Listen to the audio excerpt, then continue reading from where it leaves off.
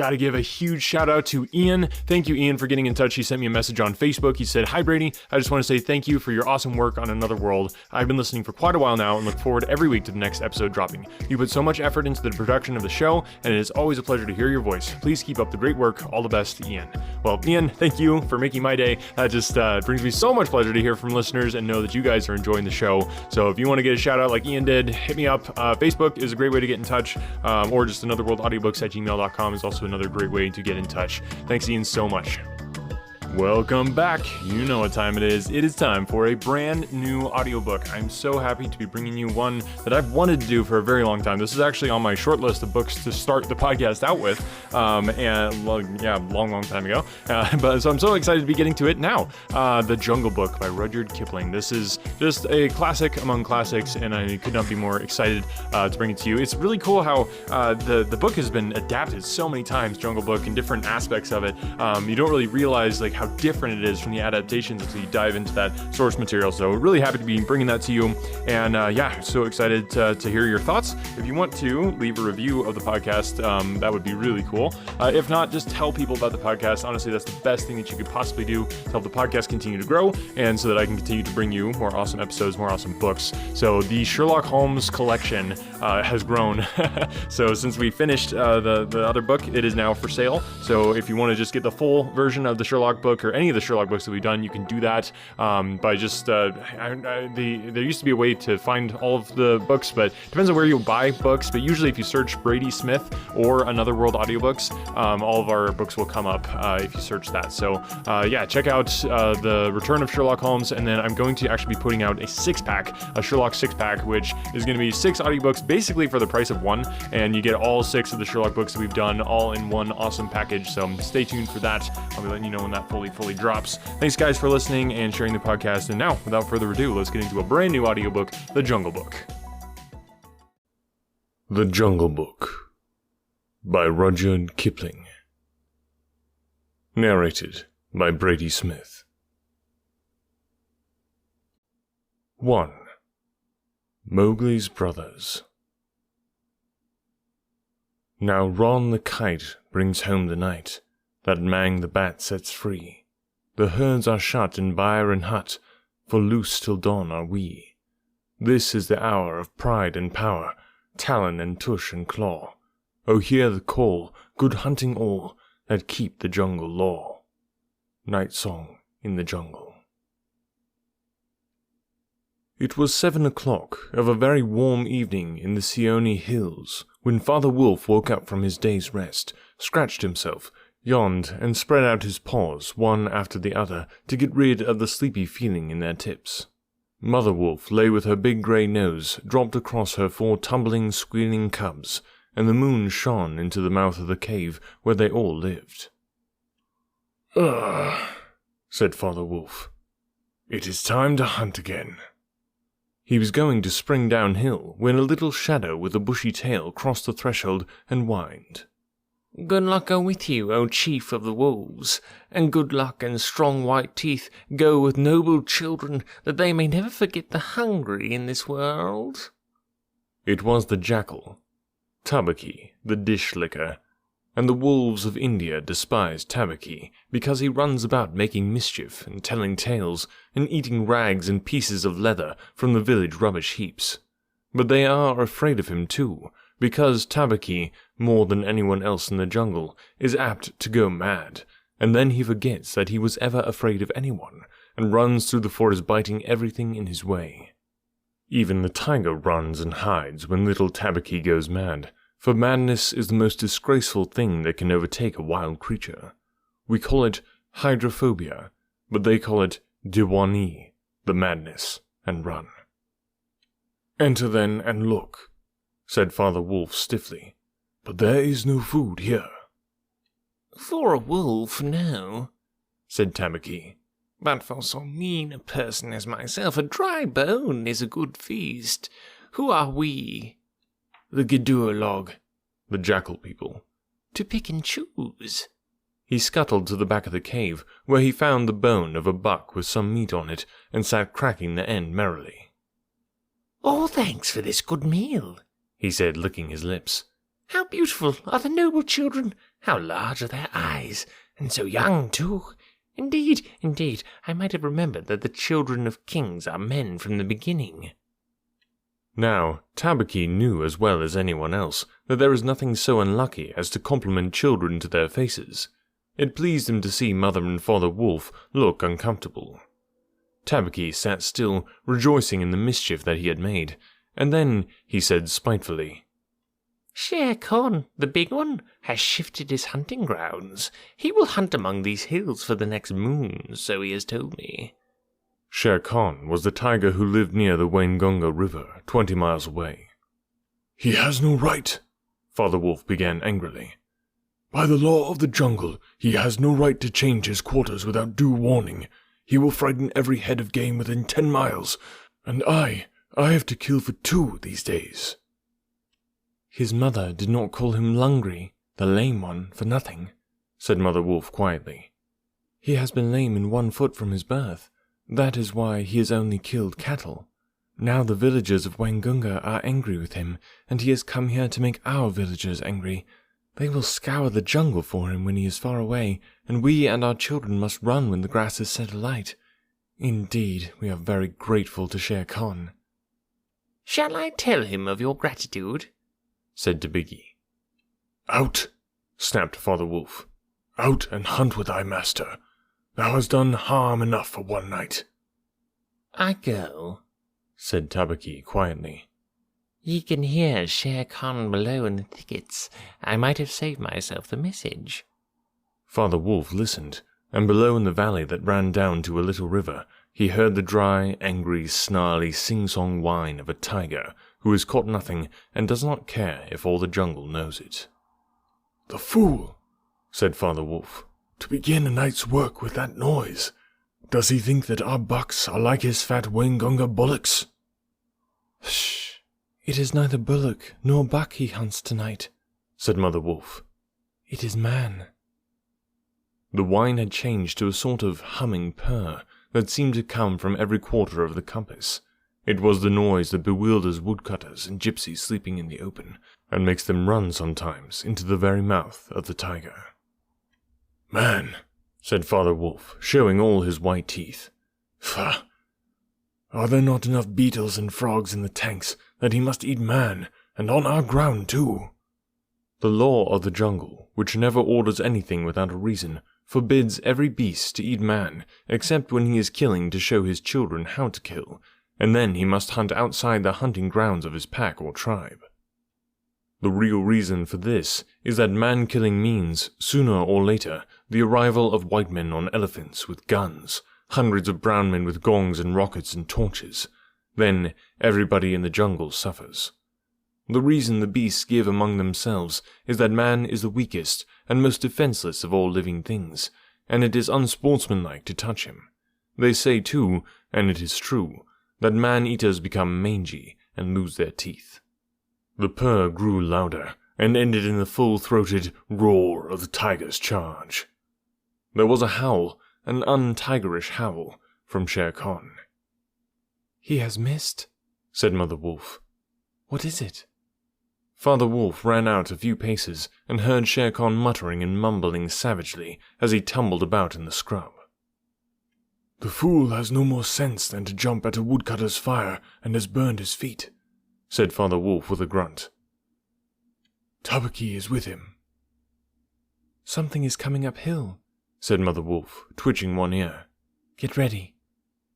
The bushes rustled a little in the thicket, and Father Wolf dropped with his haunches under him, ready for his leap. Then, if you had been watching, you would have seen the most wonderful thing in the world. The wolf checked in mid-spring. He made his bound before he saw what he was jumping at, and then he tried to stop himself. The result was that he shot up straight into the air for 4 or 5 feet, landing almost where he had left ground. "Man!" he snapped. "A man's cub! Look!" Directly in front of him, holding on by a low branch, stood a naked brown baby who could just walk, as soft and as dimpled a little atom as ever came to a wolf's cave at night. He looked up into Father Wolf's face and laughed. "Is that a man's cub?" said Mother Wolf. "I've never seen one. Bring it here." A wolf accustomed to moving his own cubs can, if necessary, mouth an egg without breaking it, and though Father Wolf's jaws closed right on the child's back, not a tooth even scratched the skin as he laid it down among the cubs. "How little, how naked, and how bold," said Mother Wolf softly. The baby was pushing his way between the cubs to get close to the warm hide. "Aye, he is taking his meal with the others. And so this is a man's cub. Now was there ever a wolf that could boast of a man's cub among her children?" "I have heard now and again of such a thing, but never in our pack or in my time," said Father Wolf. "He is altogether without hair, and I could kill him with a touch of my foot. But see, he looks up and is not afraid." The moonlight was blocked out of the mouth of the cave, for Shere Khan's great square head and shoulders were thrust into the entrance. Tabaki behind him was squeaking, my lord, it went in here." "Shere Khan does us great honor," said Father Wolf, but his eyes were very angry. "What does Shere Khan need?" "My quarry. A man's cub went this way," said Shere Khan. "Its parents have run off. Give it to me." Shere Khan had jumped at a woodcutter's campfire, as Father Wolf had said, and was furious from the pain of his burned feet. But Father Wolf knew that the mouth of the cave was too narrow for a tiger to come in by. Even where he was, Shere Khan's shoulders and forepaws were cramped for want of room, as a man's would be if he tried to fight in a barrel. "The wolves are a free people," said Father Wolf. "They take orders from the head of the pack, and not from any striped cattle killer. The man's cub is ours, to kill if we choose." "Ye choose, and you do not choose. What talk is this of choosing? By the bull that I killed, am I to stand nosing into your dog's den for my fair dues? It is I, Shere Khan, who speak." The tiger's roar filled the cave with thunder. Mother Wolf shook herself clear of the cubs and sprang forward, her eyes like two green moons in the darkness, facing the blazing eyes of Shere Khan. "And it is I, Raksha, the demon, who answers. The man's cub is mine, Longri, mine to me. He shall not be killed. He shall live to run with the pack and to hunt with the pack. And in the end, look you, hunter of little naked cubs, frog-eater, fish-killer, he shall hunt thee. Now get hence, or by the Sambhur that I killed, I eat no starved cattle. Back thou goest to thy mother, burned beasts of the jungle, lamer than ever thou camest into the world. Go!" Father Wolf looked on amazed. He had almost forgotten the days when he had won Mother Wolf in fair fight from 5 other wolves, when she ran in the pack and was not called the demon for compliment's sake. Shere Khan might have faced Father Wolf, but he could not stand up against Mother Wolf, for he knew that where he was, she had all the advantage of the ground, and would fight to the death. So he backed out of the cave, mouth growling, and when he was clear, he shouted, "Each dog barks in his own yard. We will see what the pack will say to this fostering of man-cubs. The cub is mine, and to my teeth he will come in the end, O bush-tailed thieves." Mother Wolf threw herself down panting among the cubs, and Father Wolf said to her gravely, "Shere Khan speaks this much truth. The cub must be shown to the pack. Wilt thou still keep him, Mother?" "Keep him?" she gasped. "He came naked by night alone and very hungry, yet he was not afraid. Look, he has pushed one of my babes to one side already, and that lame butcher would have killed him and would have run off to the Waingunga while the villagers here hunted through all our lairs in revenge. Keep him. Assuredly, I will keep him. Lie still, little frog. O thou Mowgli, for Mowgli the frog I will call thee. The time will come when thou wilt hunt Shere Khan as he has hunted thee." "But what will our pack say?" said Father Wolf. The law of the jungle lays down very clearly that any wolf may, when he marries, withdraw from the pack he belongs to, but as soon as his cubs are old enough to stand on their feet, he must bring them to the pack council, which is generally held once a month at full moon, in order that the other wolves may identify them. After that inspection, the cubs are free to run where they please, and until they have killed their first buck, no excuse is accepted if a grown wolf of the pack kills one of them. The punishment is death where the murderer can be found. and if you think for a minute, you will see that it must be so. Father Wolf waited till his cubs could run a little, and then, on the night of the pack meeting, took them and Mowgli and Mother Wolf to the Council Rock, a hilltop covered with stones and boulders where 100 wolves could hide. Akela, the great grey lone wolf, who led all the pack by strength and cunning, lay out at full length on his rock. And below him sat 40 or more wolves of every size and colour, from badger-coloured veterans who could handle a buck alone, to young black 3-year-olds who thought they could. The lone wolf had led them for a year now. He had fallen twice into a wolf trap in his youth, and once he had been beaten and left for dead, so he knew the manners and customs of men. There was very little talking at the rock. The cubs tumbled over each other in the centre of the circle where their mothers and fathers sat, and now and again a senior wolf would go quietly up to a cub, look at him carefully, and return to his place on noiseless feet. Sometimes a mother would push her cub far out into the moonlight to be sure that he had not been overlooked. Akela from his rock would cry, "Ye know the law, ye know the law. Look well, O wolves." And the anxious mothers would take up the call, "Look, look well, O wolves." At last, and Mother Wolf's neck bristles lifted as the time came, Father Wolf pushed Mowgli the Frog, as they called him, into the centre, where he sat laughing and playing with some pebbles that glistened in the moonlight. Akela never raised his head from his paws, but went on with a monotonous cry, "Look well." A muffled roar came up from behind the rocks, the voice of Shere Khan crying, "The cub is mine. Give him to me. What have the free people to do with a man's cub?" Akela never even twitched his ears. All he said was, "Look well, O wolves. What have the free people to do with the orders of any save the free people? Look well." There was a chorus of deep growls, and a young wolf in his 4th year flung back Shere Khan's question to Akela.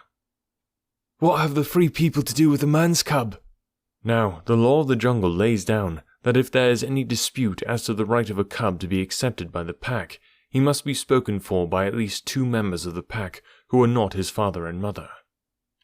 "Who speaks for this cub?" said Akela.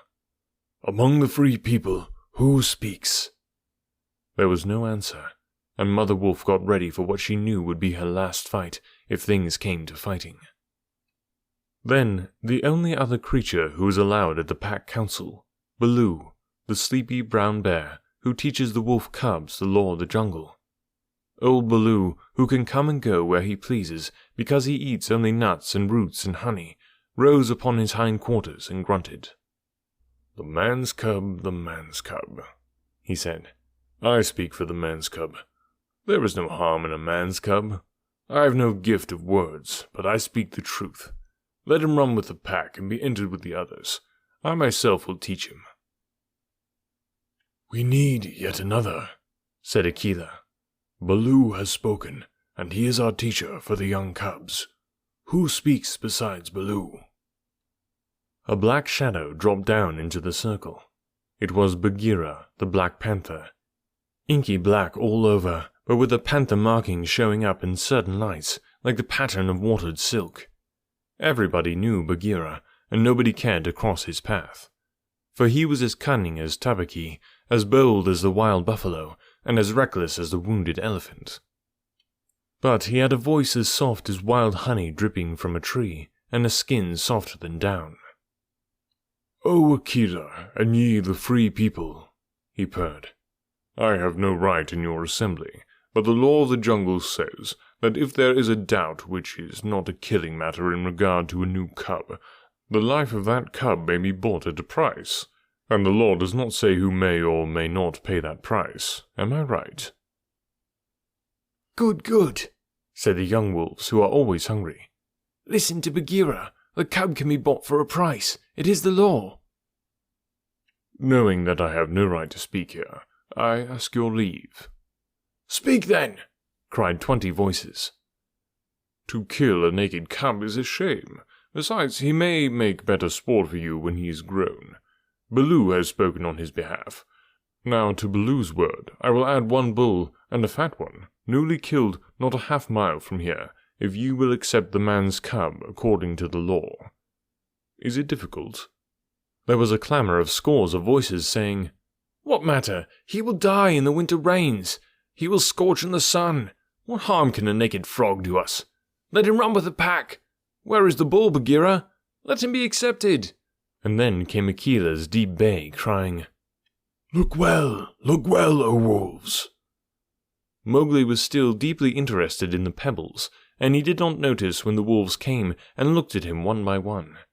At last they all went down the hill for the dead bull, and only Akela, Bagheera, Baloo, and Mowgli's own wolves were left.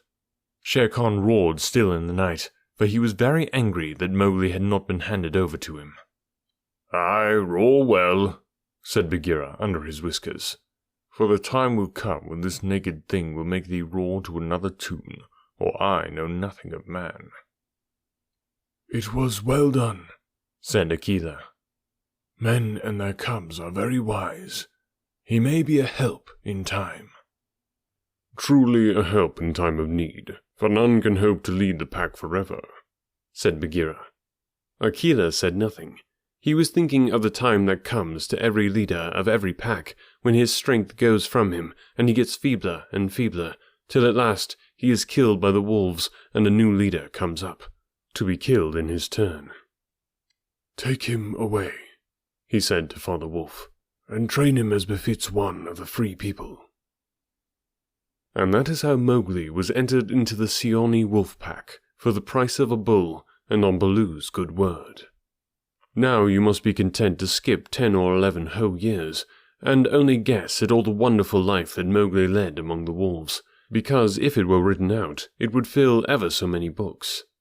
He grew up with the cubs, though they, of course, were grown wolves almost before he was a child, and Father Wolf taught him his business, and the meaning of things in the jungle, till every rustle in the grass, every breath of the warm night air, every note of the owls above his head, every scratch of a bat's claw as it roosted for a while in a tree, and every splash of every little fish jumping in a pool meant just as much to him as the work of his office means to a businessman. When he was not learning, he sat out in the sun and slept, and ate and went to sleep again. When he felt dirty or hot, he swam in the forest pools, and when he wanted honey, Baloo told him that honey and nuts were just as pleasant to eat as raw meat. He climbed up for it, and that Bagheera showed him how to do. Bagheera would lie on a branch and call, "Come along, little brother." And at first Mowgli would cling like the sloth, but afterward he would fling himself through the branches almost as boldly as a grey ape. He took his place at the council rock too, when the pack met, and there he discovered that if he stared hard at any wolf, the wolf would be forced to drop his eyes, and so he used to stare for fun. At other times he would pick the long thorns out of the pads of his friends, for wolves suffer terribly from thorns and burrs in their coats. He would go down the hillside into the cultivated lands by night, and look very curiously at the villagers in their huts. But he had a mistrust of men, because Bagheera showed him a square box with a drop gate so cunningly hidden in the jungle that he nearly walked into it, and told him that it was a trap. He loved better than anything else to go with Bagheera into the dark, warm heart of the forest, to sleep all through the drowsy day, and at night see how Bagheera did his killing. Bagheera killed right and left as he felt hungry, and so did Mowgli, with one exception. As soon as he was old enough to understand things, Bagheera told him that he must never touch cattle, because he had been bought into the pack at the price of a bull's life. "All the jungle is thine," said Bagheera, "and thou canst kill everything that thou art strong enough to kill. But for the sake of the bull that bought thee, thou must never kill or eat any cattle, young or old. This is the law of the jungle." Mowgli obeyed faithfully, and he grew and grew strong as a boy must grow who does not know that he is learning any lessons, and who has nothing in the world to think of except things to eat. Mother Wolf told him once or twice that Shere Khan was not a creature to be trusted, and that some day he must kill Shere Khan. But though a young wolf would have remembered that advice every hour, Mowgli forgot it because he was only a boy, though he would have called himself a wolf if he had been able to speak in any human tongue. Shere Khan was always crossing his path in the jungle, for as Akela grew older and feebler, The lame tiger had come to be great friends with the younger wolves of the pack, who followed him for scraps, a thing Akela would never have allowed if he had dared to push his authority to the proper bounds. Then Shere Khan would flatter them, and wonder that such fine young hunters were content to be led by a dying wolf and a man's cub. "They tell me," Shere Khan would say, "that at council ye dare not look him between the eyes." And the young wolves would growl and bristle. Bagheera, who had eyes and ears everywhere, knew something of this, and once or twice he told Mowgli in so many words that Shere Khan would kill him some day. Mowgli would laugh and answer, "I have the pack and I have thee, and Baloo, though he is so lazy, might strike a blow or two for my sake.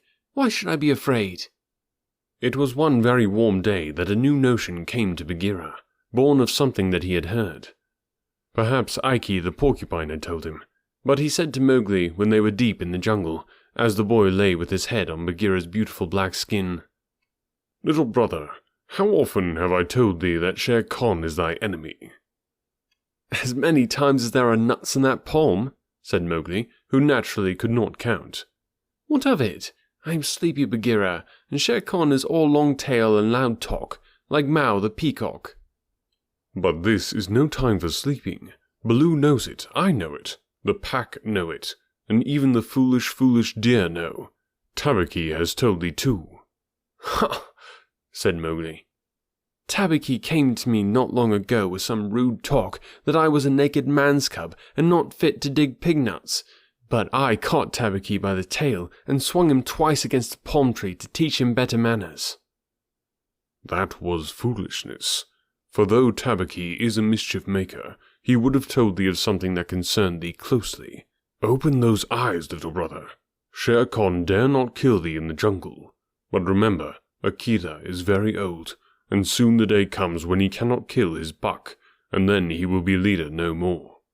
Many of the wolves that looked thee over when thou wast brought to the council first are old too, and the young wolves believe, as Shere Khan has taught them, that a man-cub has no place in the pack. In a little time, thou wilt be a man." "And what is a man that he should not run with his brothers?" said Mowgli. "I was born in the jungle. I have obeyed the law of the jungle, and there is no wolf of ours from whose paws I have not pulled a thorn. Surely they are my brothers." Bagheera stretched himself at full length and half shut his eyes. "Little brother," said he, "feel under my jaw." Mowgli put up his strong brown hand, and just under Bagheera's silky chin, where the giant rolling muscles were all hid by the glossy hair, he came upon a little bald spot. "There is no one in the jungle that knows that I, Bagheera, carry that mark, the mark of the collar. And yet, little brother, I was born among men, and it was among men that my mother died, in the cages of the king's palace at Udipur. It was because of this that I paid the price for thee at the council when thou wast a little naked cub. Yes, I too was born among men. I had never seen the jungle. They fed me behind bars from an iron pan, till one night I felt that I was Bagheera, the panther, and no man's plaything, and I broke the silly lock with one blow of my paw and came away. And because I had learned the ways of men, I became more terrible in the jungle than Shere Khan. Is it not so?" "Yes," said Mowgli. "All the jungle fear Bagheera, all except Mowgli." "Oh, thou art a man's cub," said the Black Panther very tenderly. "And even as I return to my jungle, so thou must go back to men at last, to the men who are thy brothers, if thou art not killed in the council." But why should any wish to kill me?" said Mowgli. "Look at me," said Bagheera, and Mowgli looked at him steadily between the eyes. The big panther turned his head away in half a minute. "That is why," he said, shifting his paw on the leaves. "Not even I can look thee between the eyes, and I was born among men, and I love thee, little brother.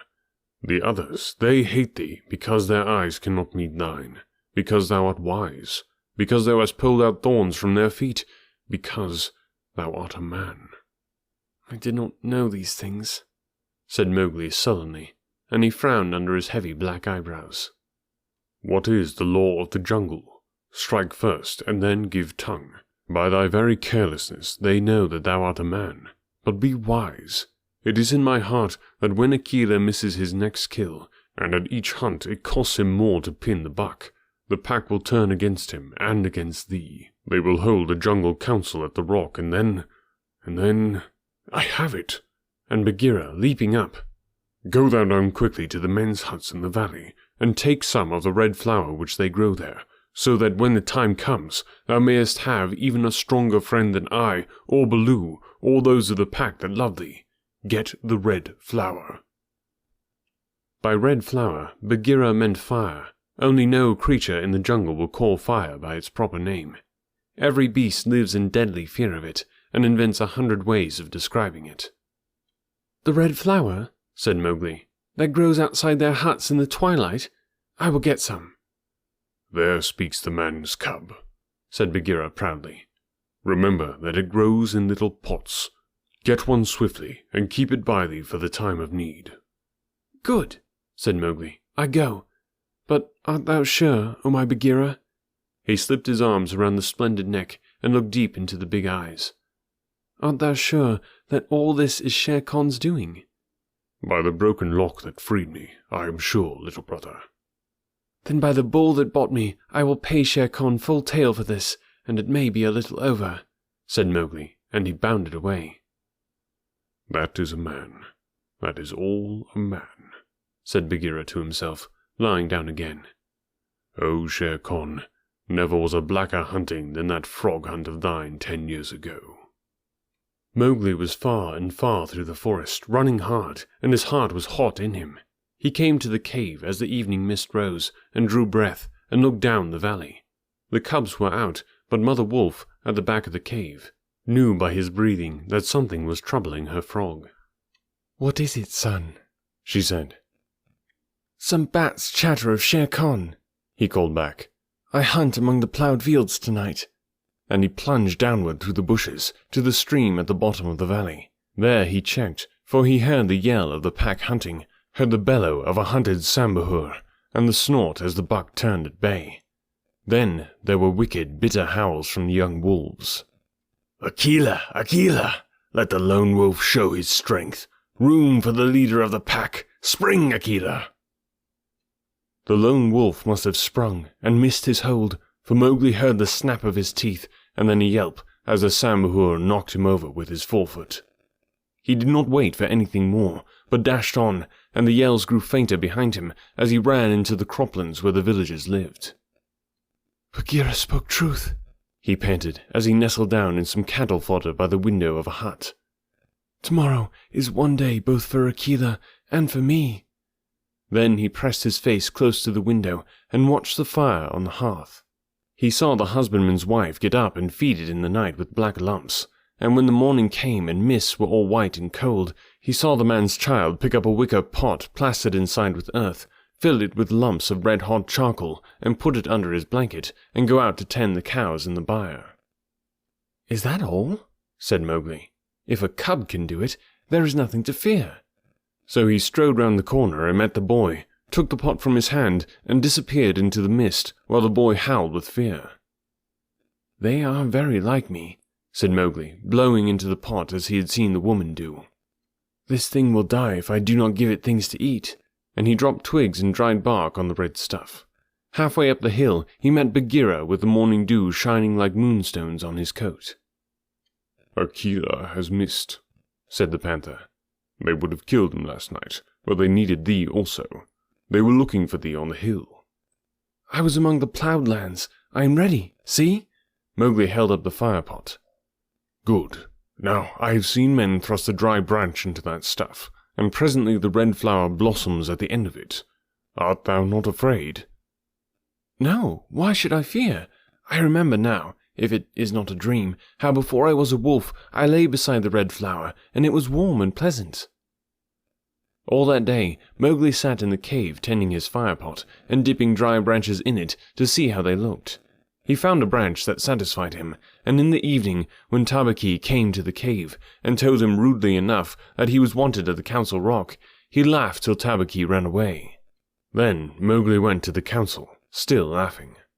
Akela, the lone wolf, lay by the side of his rock as a sign that the leadership of the pack was open, and Shere Khan, with his following of scrap-fed wolves, walked to and fro, openly being flattered. Bagheera lay close to Mowgli, and the fire-pot was between Mowgli's knees. When they were all gathered together, Shere Khan began to speak, a thing he would never have dared to do when Akela was in his prime. "He has no right," whispered Bagheera. "Say so. He is a dog's son. He will be frightened." Mowgli sprang to his feet. "Free people!" he cried. "Does Shere Khan lead the pack? What has a tiger to do with our leadership?" "Seeing that the leadership is yet open, and being asked to speak," Shere Khan began. "By whom?" said Mowgli. "Are we all jackals to fawn on this cattle butcher? The leadership of the pack is with the pack alone." There were yells of, "Silence, thou man's cub! Let him speak! He has kept our law!" And at last the seniors of the pack thundered, "Let the dead wolf speak!" When a leader of the pack has missed his kill, he is called the dead wolf as long as he lives, which is not long. Akela raised his old head wearily. "Free people, and ye too, jackals of Shere Khan, for 12 seasons I have led ye to and from the kill, and in all that time not one has been trapped or maimed. Now I have missed my kill. Ye know how that plot was made. Ye know how ye brought me up to an untried buck to make my weakness known. It was cleverly done. Your right is to kill me here on the Council Rock now. Therefore, I ask, who comes to make an end of the lone wolf? For it is my right, by the law of the jungle, that ye come one by one." There was a long hush, for no single wolf cared to fight Akela to the death. Then Shere Khan roared. "Bah! What have we to do with this toothless fool? He is doomed to die. It is the man-cub who has lived too long. Free people, he was my meat from the first. Give him to me. I am weary of this man-wolf folly. He has troubled the jungle for 10 seasons. Give me the man-cub, or I will hunt here always, and not give you one bone. He is a man, a man's child, and from the marrow of my bones I hate him." Then more than half the pack yelled, "A man! A man! What has a man to do with us? Let him go to his own place!" "And turn all the people of the villages against us," clamoured Shere Khan. "No, give him to me. He is a man, and none of us can look him between the eyes." Akela lifted his head again and said, "He has eaten our food. He has slept with us. He has driven game for us. He has broken no word of the law of the jungle. Also, I paid for him with a bull when he was accepted. The worth of a bull is little, but Bagheera's honor is something that he will perhaps fight for," said Bagheera in his gentlest voice.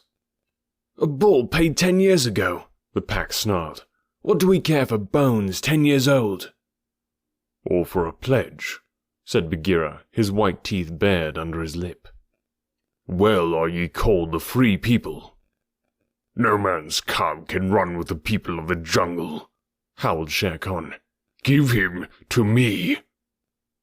"He is our brother in all but blood," Akela went on, "and you would kill him here.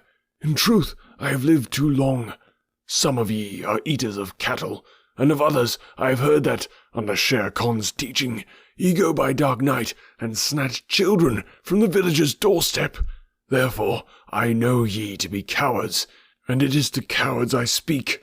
It is certain that I must die, and my life is of no worth, or I would offer that in the man-cub's place. But for the sake of the honor of the pack, a little matter that, by being without a leader ye have forgotten, I promise that if ye let the man-cub go to his own place, I will not, when my time comes to die, bear one tooth against ye. I will die without fighting.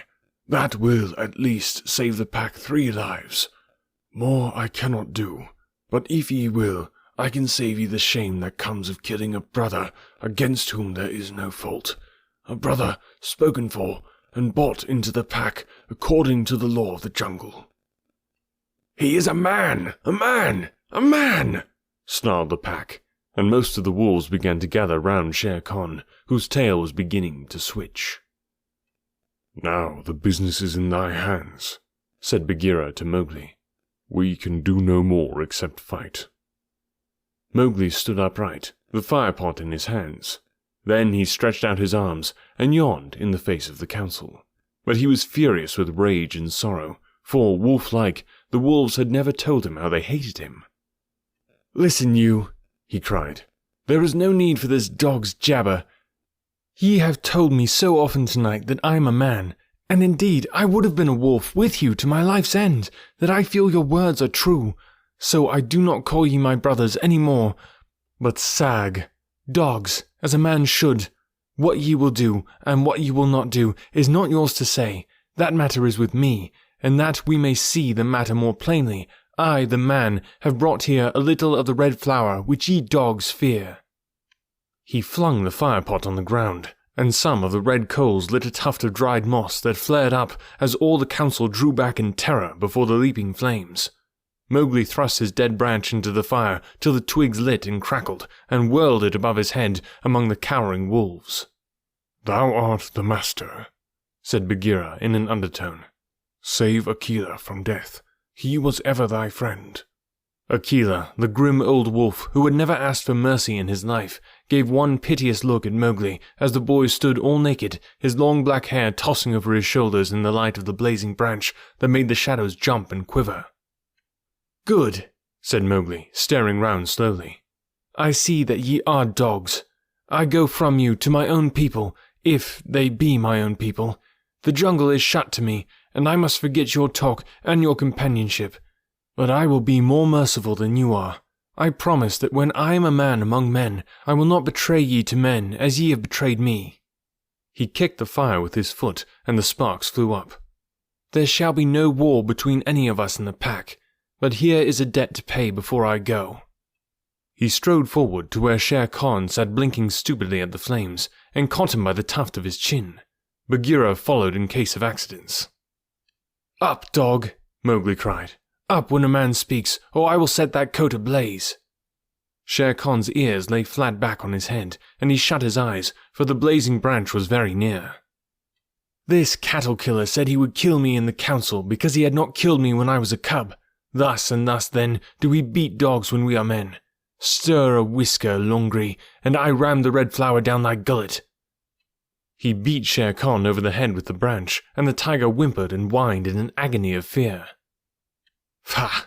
Singed jungle cat, go now. But remember, when next I come to the council rock, as a man should come, it will be with Shere Khan's hide on my head. For the rest, Akela goes free to live as he pleases. Ye will not kill him, because that is not my will. Nor do I think that ye will sit here any longer, lolling out your tongues as though you were somebodies, instead of dogs whom I drive out. Thus, go!" The fire was burning furiously at the end of the branch, and Mowgli struck right and left round the circle, and the wolves ran howling with the sparks burning their fur. At last there were only Akela, Bagheera, and perhaps 10 wolves that had taken Mowgli's part. Then something began to hurt Mowgli inside him, as he had never been hurt in his life before, and he caught his breath and sobbed, and tears ran down his face. "What is it? What is it?" he said. "I do not wish to leave the jungle, and I do not know what this is. Am I dying, Bagheera?" "No, little brother. That is only tears such as men use," said Bagheera. "Now I know thou art a man, and a man's cub no longer. The jungle is shut indeed to thee henceforward. Let them fall, Mowgli. They are only tears." So Mowgli sat and cried as though his heart would break, and he had never cried in all his life before. "Now," he said, "I will go to men. But first I must say farewell to my mother." And he went to the cave where she lived with Father Wolf, and he cried on her coat, while the 4 cubs howled miserably. "Ye will not forget me?" said Mowgli. "Never while we can follow a trail," said the cubs. "Come to the foot of the hill when thou art a man, and we will talk to thee, and we will come into the croplands to play with thee by night." "Come soon," said Father Wolf. "O wise little frog, come again soon, for we be old, thy mother and I." "Come soon," said Mother Wolf, little naked son of mine. For listen, child of man, I love thee more than ever I loved my cubs." "I will surely come," said Mowgli. "And when I come, it will be to lay out Shere Khan's hide upon the Council Rock. Do not forget me. Tell them in the jungle never to forget me." The dawn was beginning to break when Mowgli went down the hillside alone to meet those mysterious things that are called men. Nice long episode. I thought I wanted to start out the audiobook, this new one, with a bang. So nice long episode for you. I hope you enjoyed that. If you did, please just tell somebody about the podcast. If you get any value from this podcast, if it brightens up your day, brightens up your week at all, just tell somebody about the podcast. Get them to subscribe and check it out. That is the best way, and really the only way that this podcast has grown in the years that it has grown.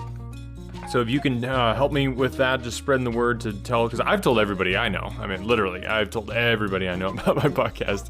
If they're not subscribed yet, I don't know what to tell you. But yeah, if you can tell some of your friends about it, that would go a very long ways in helping spread the word about the podcast and help me to be able to continue to do this, because I love putting these podcast episodes out for you. It is a labor of love. It takes a lot of time. I've got a business that I'm running, and I've got family and all that sort of things. So yeah, there's a lot of balls to juggle, but I just can't stop doing it. So, but I'd love for it to grow, and the only way to do that is if you can tell some friends that you know about the podcast. So let me know what you think of it too. If you don't think it's worth telling people about, maybe that's the problem.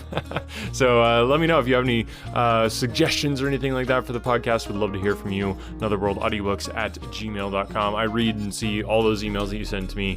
Thank you so much for listening, and we'll catch you next week.